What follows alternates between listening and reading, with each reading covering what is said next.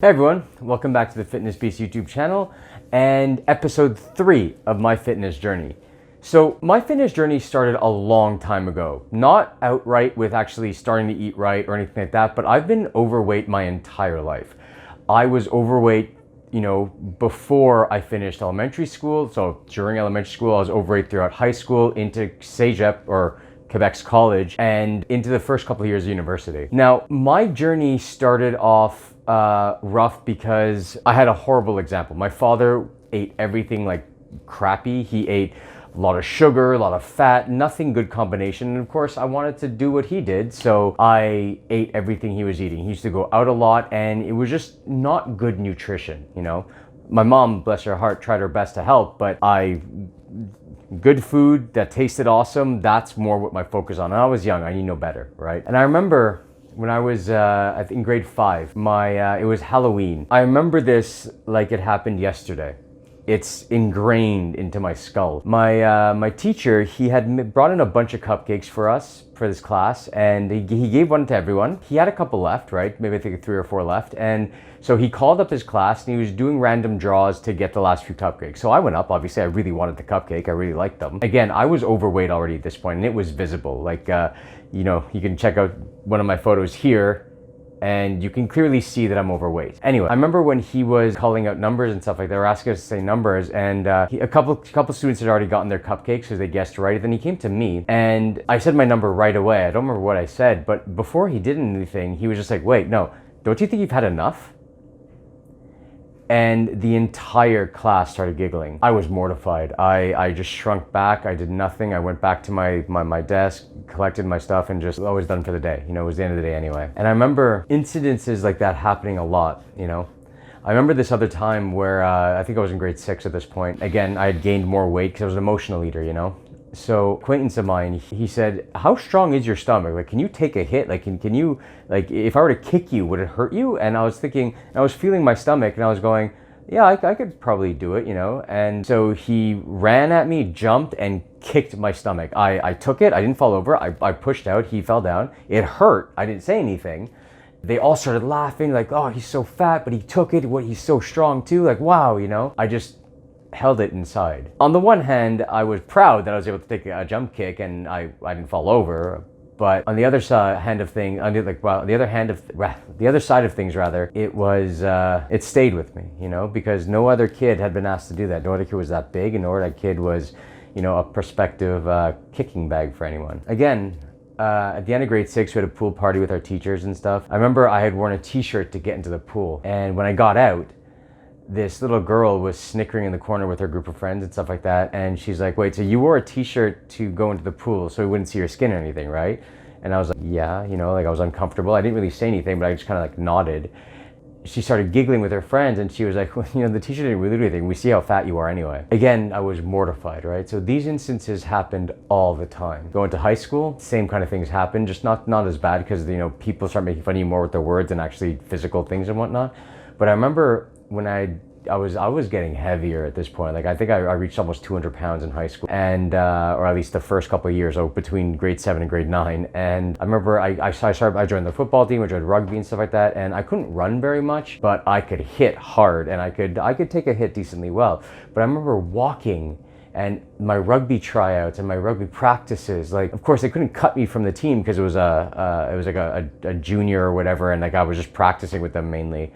But my feet were always hurting, swollen in the cleats. My ankles hurt too. Like, I felt like my ankles were super weak, but it wasn't that my ankles were weak. It was that I was just bloody heavy, right? And, throughout high school and everything like that, more instances like that happened, dances happened. I'd ask girls to dance like that I've never really done before and stuff like that, and they would turn me down because, again, I was immense for my size. But, on face value of things, when it came to actually dating girls, I never had so much of an issue because I'm a poet, right? I'm good with my words. I'm good at talking. And despite the fact that upon first appearances, I wasn't the most aesthetically pleasing, for lack of a better term, I could talk my way around anything. All the way up to like Cégep, where I started dating, I kept dating, and as you can see right here, in this photo, my girlfriend there and me, and I'm roughly 200 pounds in this thing, but not maybe 250, I would say, up at this point. Yeah, no issue with women and stuff like that, but it hurt to walk, right? And you have to think about that. It hurt to walk.